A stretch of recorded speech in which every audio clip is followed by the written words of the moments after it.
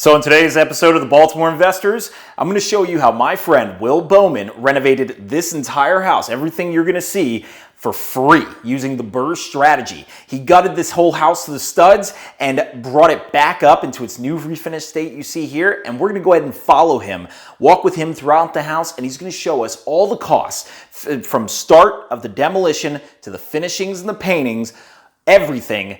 And he's going to walk us through how he got this house for, I think, about $5,000 left in the deal. So almost a 95% return. So let's go ahead and let Will take it from here.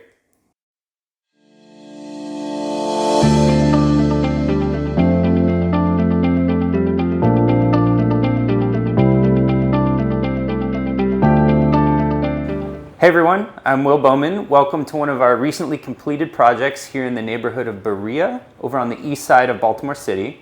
This is a duplex, so it's a one-bed, one-bath apartment on the top floor of the building and a two-bed, two-bath apartment on the main floor and bottom of the building, which is where we are right now. We purchased this last spring for $25,000 from a wholesaler and recently completed a refinance where we received a valuation of $145,000 for this house. So as a BRRRR, a buy, renovate, rent, refinance deal, we've gotten just about all of our money back out of this deal, which is fantastic. We're at a point where we maybe have $5,000, $6,000 left in the deal. So I'm looking forward to showing you around a little bit and talking today about the costs of doing the construction on this project. A couple of things to note. We did not use a general contractor. We acted as our own general contractors and hired all of the subs and the different trades for the project and coordinated that. We purchased all of our own material and coordinated the delivery and worked with the contractors to receive that material. So you'll notice some of our numbers may be lower than what you were expecting to hear, but do keep in mind that we really shopped around and we also served as our own general contractor, so there's no markup in the overall cost to our construction. We're down here in the kitchen of the two-bed, two-bath apartment. A couple things to note. So first, these appliances here, all stainless steel, all great looking high quality appliances, but they're not new. They're actually refurbished. So what we've found is we can get higher quality appliances for almost half the cost of low-end new appliances. And we've used a local guy here in the city who essentially buys good appliances that maybe one part or something small in them is broken, and someone may have returned them to the manufacturer on a warranty claim or just got rid of them. Like, yeah, my stove doesn't work anymore. I guess I don't want it. I'll get something new. He says, fine, I'll take it at a low discount, refurbish it, and then resell it at a markup, but still huge savings. This right here is a GE Profile gas range, which brand new would be a very, very expensive appliance, and to us really didn't cost all that much. I'll go over some numbers here shortly on what did our appliances cost us, what did our countertops, what did our cabinetry cost us. So let's do that here now. Before we go into the numbers real quick, it's important to note this is about a 1,900 square foot building. That's including the basement space that's been finished that we're in right now. And this building was built in the early 1940s. So just some perspective for you on what we're working with here. So going into the numbers, we have two kitchens because this is a 2-unit building.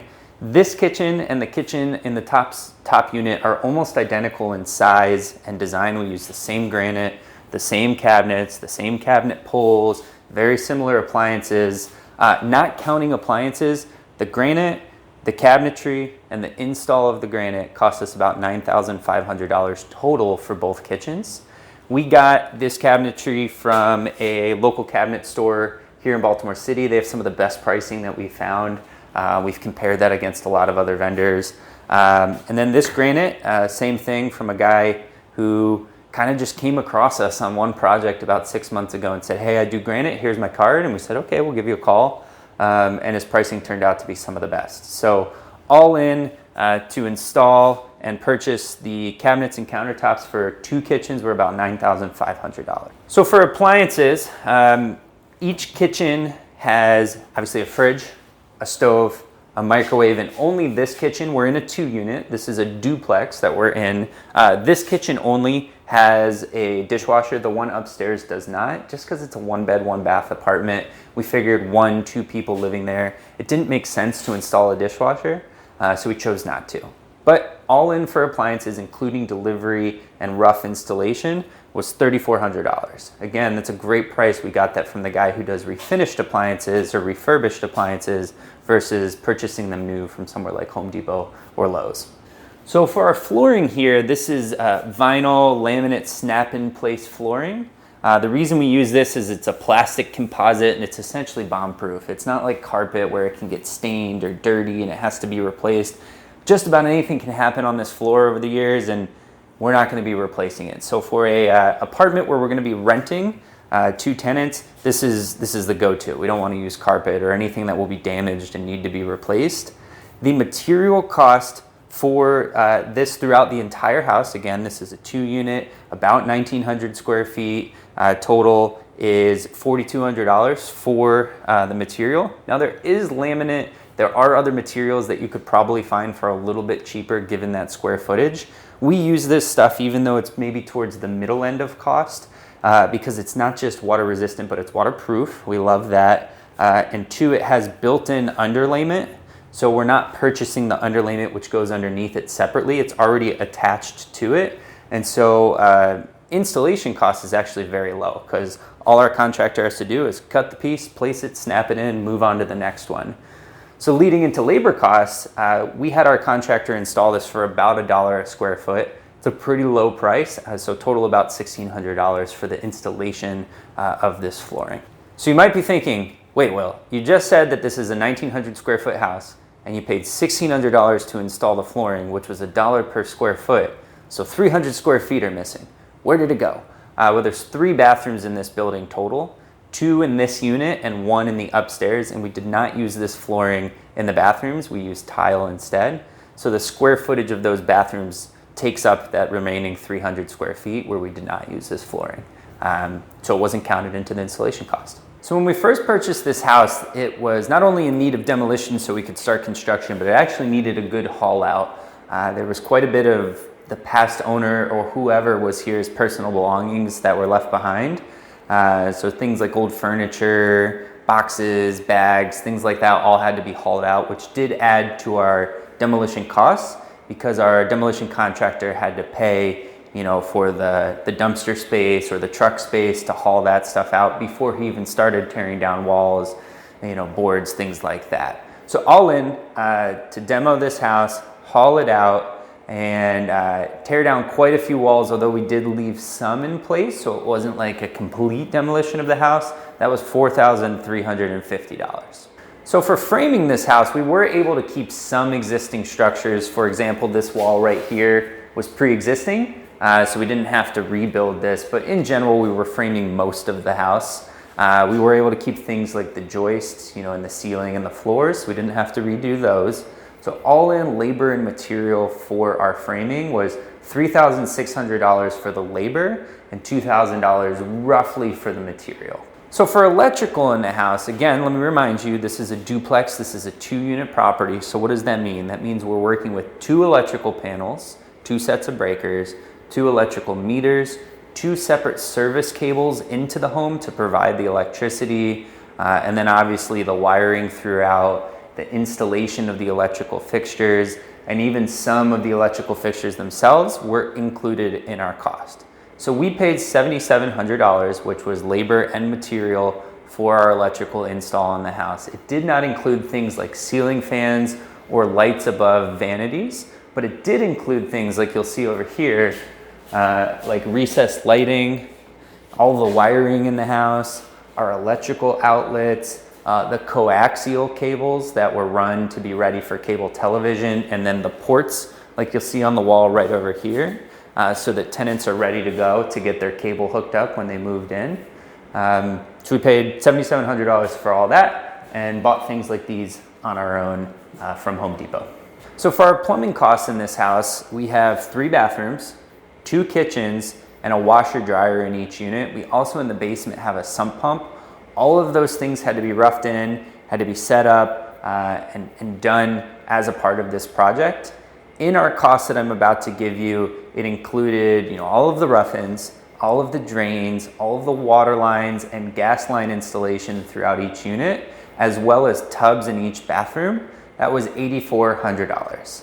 Things that we paid for that the plumber did not pay for were vanities, sinks, Plumbing fixtures, which would be your faucets, your shower heads, your tub handles, your toilets, that was not included in our price. So for HVAC, something that was really important to us in this project, and knowing that we were going to be able to get the maximum amount of rent and make these units as nice as possible, was installing brand new central air conditioning and forced air heat. Both units are set up on a gas furnace, and we have brand new air conditioning for both units. The compressors are out back. The rough-in of the ductwork, the installation, and the cost of the furnaces themselves and the AC compressors that are out back cost us $7,200. So for drywall on the property, we had to install new walls, new ceilings, just about everywhere. So for our installation costs, our material, we paid $3,600, and then a material cost was about $2,400. That included the boards, the screws, the tape, the mud. And then the labor cost included obviously the installation, the taping, the mudding, and the sanding, which gets the walls prepared to be painted. Something we ran into that we weren't expecting though was after the city inspector came in, he said, hey, because this is a 2-unit, you need to fireproof the 2 units by installing 2 layers of drywall, one on top of the other, in between where there's shared ceilings or walls. So in this case, there's no shared walls, there's only shared ceilings.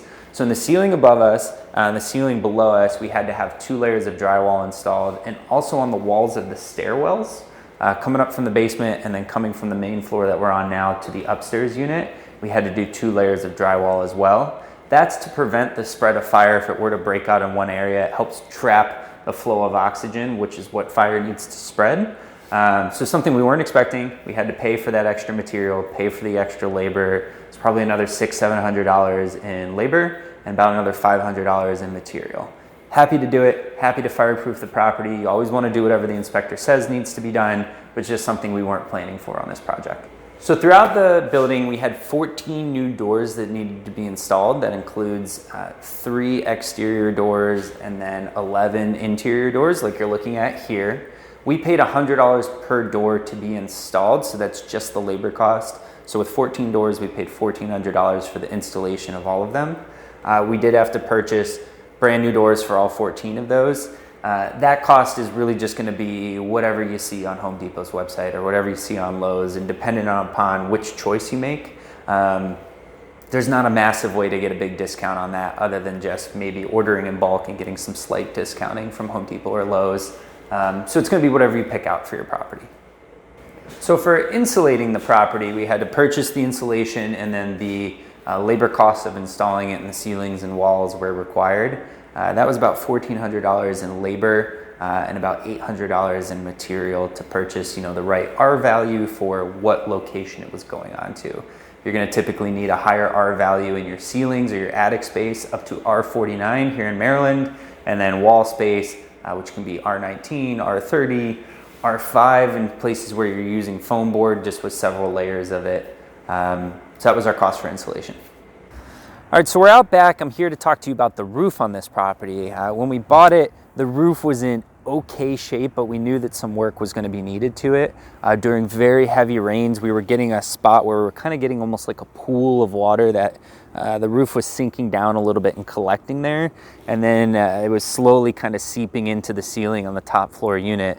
So we did some patchwork, some things while we were going through construction to try to hold that off. We knew it was going to be a pretty big cost, so we wanted to try and wait to refinance till we had that infusion of cash back into the business to do the full roof replacement.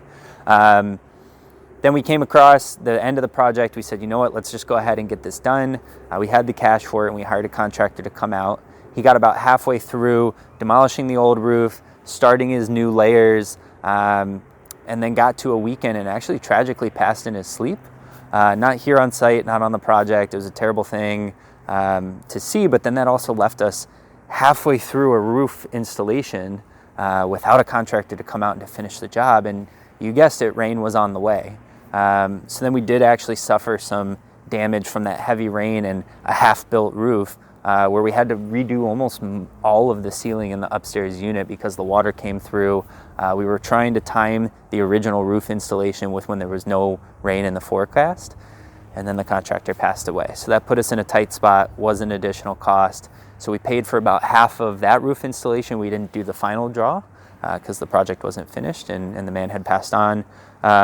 Then we hired a new contractor, came out, did the demolition, started over, and did that labor and material for $2,400, which is a great price. We weren't expecting to pay that low. I did a great job. The roof is now sealed. The roof is in great shape. We're having no more water issues. All right, everyone, and that is Will Bowman's property renovation. It's a duplex. Will actually owns about 8 properties in the city, probably a little bit more, and he renovates his in a lot of the similar styles that I do mine for these kind of lower end renovations and such. They're not necessarily flips where you put all the best materials in, but you try to make sure it's both looks nice but also affordable. So for a lot of you going into Baltimore trying to renovate houses, this might be very similar to the numbers that you're looking at for your own renovation. So if you have any other cost breakdowns that you want to see, let us know. Our next one is going to be a flip, so you're going to see a lot of higher end products. This is going to be a $70,000 renovation job on a well over $200,000 house, so much different type of stuff being used here. So when we show you that video, I will let you know those secrets, and then we'll also get into other ones. Room sharing houses, multiplexes, everything. So stay tuned in this channel and I will show you more.